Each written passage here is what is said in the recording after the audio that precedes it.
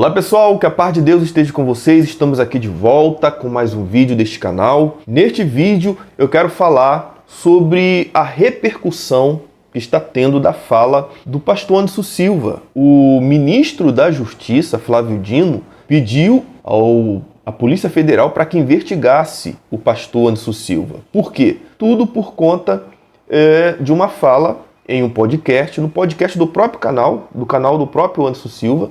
Isso já tem mais ou menos um mês. Só que agora que a fala repercutiu, nem sei por que motivo, por qual motivo, mas não se fala em outra coisa nas redes sociais, nas mídias sociais, né? E o ministro da Justiça vai investigar, pediu à Polícia Federal para investigar o pastor Anderson Silva. Eu vou colocar aqui o vídeo, trecho desse podcast, que tem a participação do deputado federal Nicolas Ferreira. E em determinado momento, o pastor Anderson Silva, na conversa ali com o Nicolas, ele orienta, né, que os cristãos orem para que Deus puna, aplique um juízo, um castigo sobre os governantes, sobre as autoridades do nosso país. Ele chega a dizer para que a igreja ore para Deus quebrar, arrebentar com a mandíbula do Lula, do presidente Lula. Eu vou mostrar aqui para vocês. E aí eu quero a opinião de vocês. O que vocês acham sobre isso? Você acha que um cristão pode orar, fazer esse tipo de oração imprecatória, pedindo punição de Deus para alguém? Sobre isso que vamos falar aqui nesse vídeo, portanto fique comigo até o final, tá bom? Antes, como sempre, quero pedir você que ainda não se inscreveu no canal, se inscreva no canal, não esquece de ativar as notificações e o like, que é muito importante, tá bom? Quero também agradecer aos novos inscritos que recentemente se inscreveram aqui no canal. Sejam todos muito bem-vindos. Deus abençoe a vida de vocês. Sou muito grato pela participação de vocês aqui no canal, tá bom? Mas eu vou colocar aqui a fala do Anderson Silva e depois eu vou dar meu parecer pelo que eu entendo à luz da Bíblia. E dizer o seguinte na cara deles, falar, eu vou vencer você de joelhos, cara. Eu vou falar isso mesmo, assim, eu vou falar, nós vamos vencer vocês de joelhos. Tipo, eu não vou vencer na base de, sabe, de processos, não vou vencer, eu vou vencer você de joelhos, sabe? Porque ontem eu tava meditando, orando, eu falei assim, cara, o que coloca medo no diabo? O que bota medo nas trevas? O nome de Jesus já coloca medo. Então, irmão, se ali na tribuna eu falar assim, Jesus que vai lidar com vocês. É muito pior do que eu falar, eu vou, o povo vai. Não, porque Jesus pode mudar a história de um ministro do STF, não sei como, mas pode. Sim. E se for através da dor? E se algum ministro do STF tiver um encontro com Cristo através de uma dor que Deus queira colocar? Eu não sou capaz de fazer isso, ninguém consegue fazer isso. Não vai ser por medida judicial, não vai ser por pressão política, não vai ser por pressão das ruas, vai ser Jesus. Então, quando você sabe a sua identidade, eu não preciso levar uma Bíblia lá para o púlpito, lá para a Câmara e falar, não, eu vou olhar para eles, para o meu inimigo, vou falar assim, Jesus vai lidar com vocês. E aí, meu amigo, não tem mais nada no mundo que te dá medo do que alguém falar assim, Jesus vai te pegar.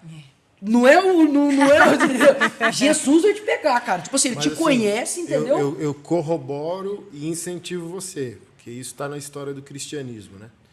William Wilberforce foi deputado no Reino Unido, antiga Inglaterra, né? Ele lutou 18 anos, se não me falha a memória, apresentando projeto de lei para o fim da escravidão. Ele foi zombado os primeiros anos e insistiu até que a lei foi aprovada e houve a libertação dos escravos. E no discurso final, que toda a Câmara se colocou de pé para aplaudir o homem de Deus, o discurso dele diz isso: se os senhores não libertarem os escravos, Deus há de vir contra vós. E, por exemplo, a gente ainda estava num tempo histórico que Deus era respeitado, né? O grande problema é que Jesus vai pegar os ministros do STF, mas eles vão rir. Pode rir, pô. Pode. Está escrito em Atos que o imperador que não deu glória a Deus foi comido pelos vermes. De que verme você quer?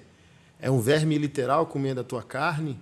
É um verme moral? É um problema familiar? É do tipo assim, como que você quer que Deus coloque a mão sobre você? Com graça e misericórdia, quebrando o seu coração, humilhando você ou esmagando você pelo sofrimento?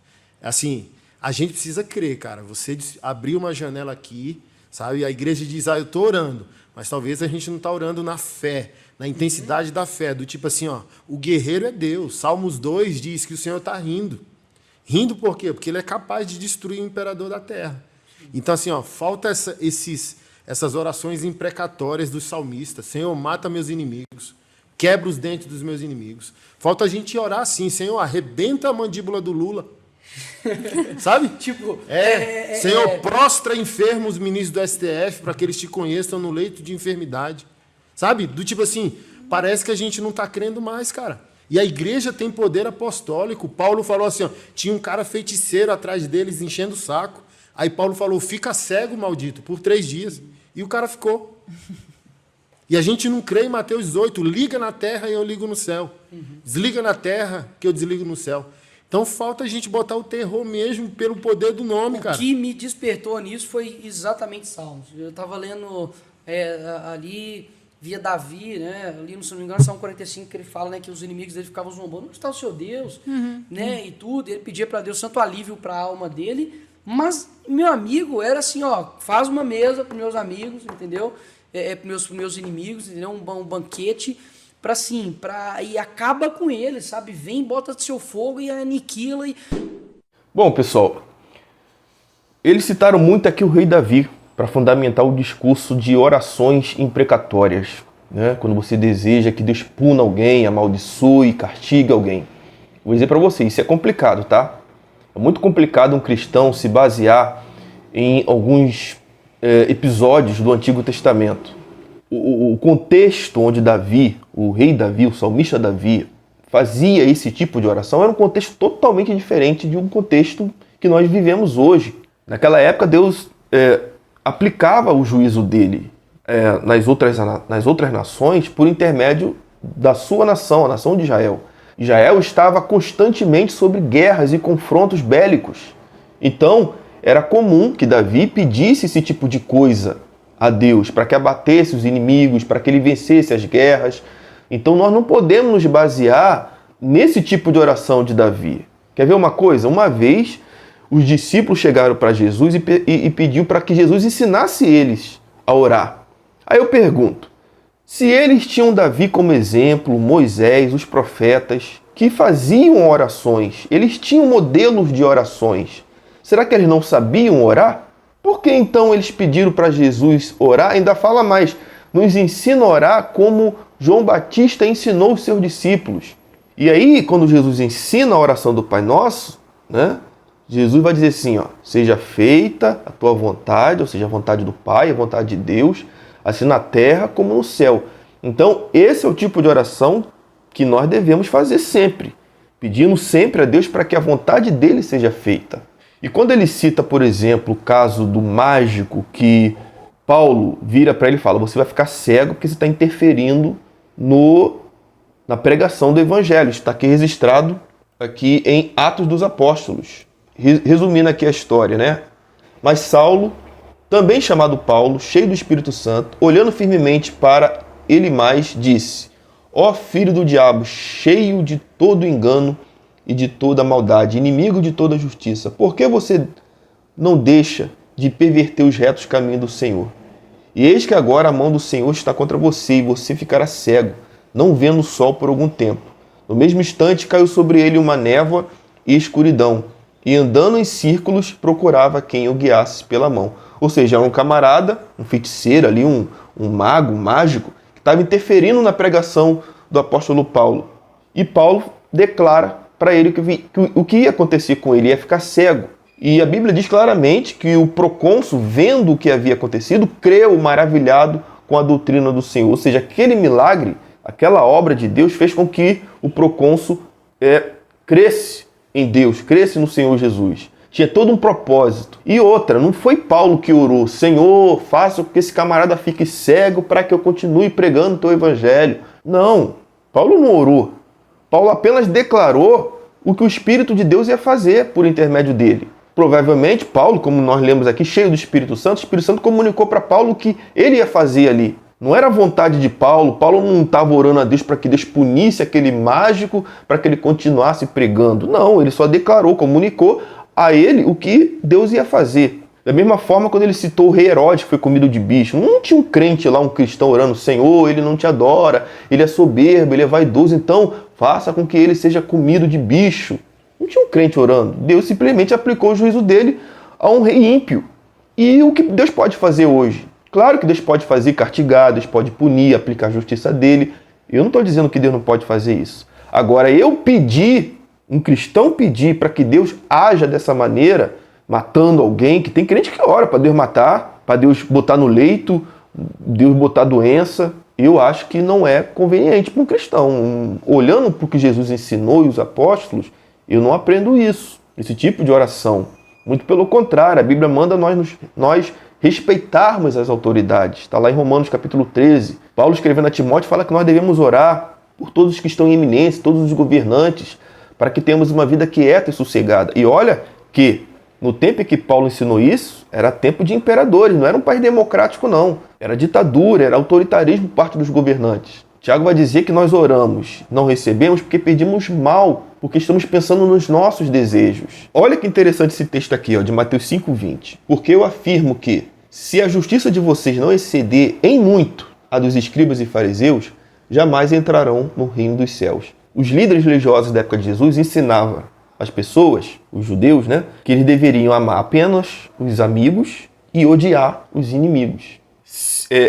O famoso olho por olho e o dente por dente. Aí Jesus vai dizer assim, se vocês não exceder esse tipo de justiça em muito, de maneira nenhuma vocês entrarão no reino dos céus. Aí lá no finalzinho do discurso de Jesus, que faz parte do Sermão da Montanha, o Sermão do Monte, Jesus vai dizer justamente isso. Vocês ouviram o que foi dito. Olho por olho, dente por dente. Eu, porém, vos digo, não resista ao perverso. Se alguém lhe der um tapa na face direita, ofereça-lhe também a face esquerda. Se alguém quer processar você e tirar a túnica, deixe que leve também a capa. Aí ele vai dizendo, vocês ouviram o que foi dito. Ame o seu próximo e odeie o seu inimigo. Eu, porém, lhe digo, ame os seus inimigos e orem pelos que perseguem vocês. E aí, corroborando com a fala do Senhor Jesus, Paulo em Romanos vai dizer o quê? Não paguem a ninguém o mal por mal, procurem fazer o bem diante de todos. Faça o contrário, se o seu inimigo tiver fome, dê-lhe de comer. Se tiver sede, dê-lhe de beber, porque fazendo isto, você amontoará brasas vivas sobre a cabeça dele. Não se deixe vencer pelo mal, mas vence o mal com o bem. Esse é o ensino bíblico doutrinário de Cristo, dos apóstolos, para a igreja. É assim que devemos orar, é assim que devemos nos comportar. É claro que a gente fica indignado, a gente fica irritado, aborrecido, triste, com a injustiça dos nossos governantes, das nossas autoridades, tanta corrupção, tanta mazela, tanta mentira, tanta gente padecendo por conta de governo iníquo, tanta desonestidade, tanta prevaricação. A gente fica indignado com essas coisas. Mas daí pedir para Deus matar, para Deus punir, não compete a nós. Nós apenas fazemos, Senhor, seja feita a sua vontade. Da mesma forma que Bolsonaro ficou 4 anos no governo, creio que foi a vontade de Deus. Se Lula voltou, também foi a vontade de Deus. E Paulo vai dizer em Efésios que a nossa luta não é contra a carne nem contra o sangue. Mas deixa aqui embaixo nos comentários o que você acha da fala do pastor, da investigação, desse vídeo. A opinião de vocês é muito importante. Tá bom? Gente, eu fico por aqui com esse vídeo. Deus abençoe vocês. Até o próximo vídeo. Querendo Deus.